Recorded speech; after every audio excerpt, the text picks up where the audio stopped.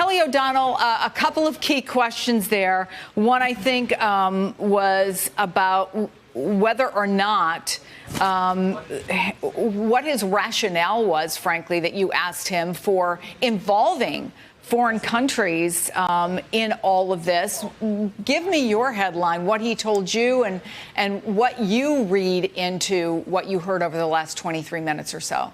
Well, there was a real shift, Chris, and this was a rigorous back and forth with the president, trying to get him to focus on specifics. He's certainly willing to take a lot of questions, as we just saw, and he's willing to talk at great length, but to try to pinpoint him on specific issues where we're trying to learn new facts and expand our understanding, that can be very, very challenging.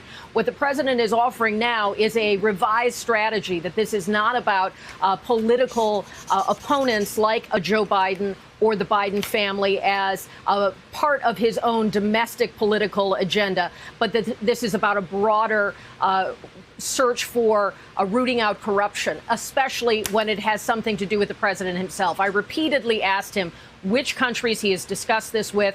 I was inches away from the president. He could clearly hear my questions and did not want to engage on which specific countries he has discussed this with. At the same time, he was willing, in taking a question from our colleague from CNBC, Eamon Javers, that the issue of China and this investigation in terms of trade, he sees as two separate things. That'll be something that we'll have to learn more about. But he says those are distinct issues. He also asked what non-political rivals have you questioned any foreign government about for corruption? And the president said, we'll have to look into that. Implicit in that response is that he recognizes that talking about the Bidens is, in fact, talking about political rivals. Also tried to get at other issues here. And what the president wants to say, I was asking him about the text messages. It was frustrating because this is new information, some of which is certainly harmful to the administration, talking about making these arrangements with Ukraine for Ukraine to have a statement about an investigation and withholding, for example, a visit to the White House. I asked the president about that, pushed him repeatedly on it, and you heard his response that this was a matter of not even knowing these specific State Department officials and that no quid pro quo. Which is contained in the text messages as well, but you have to read through all of it to see the sort of exchange or bartering that appeared to be going on. Yeah, and I think it is critical that he said, and I think he said it a couple of times, I only read one text message. So whether or not just randomly that's the one he saw or that's the only one he was given, that happened to be the one message that said no quid pro quo.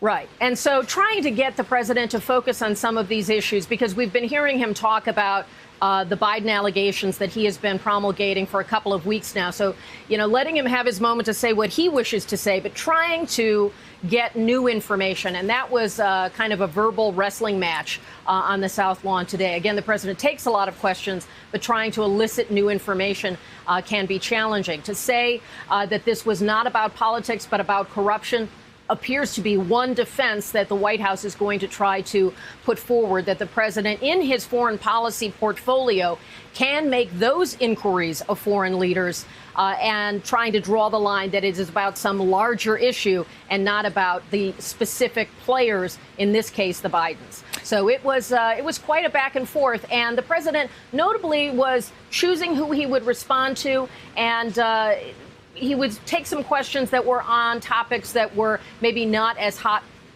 burner as perhaps some of us would want to get on these issues.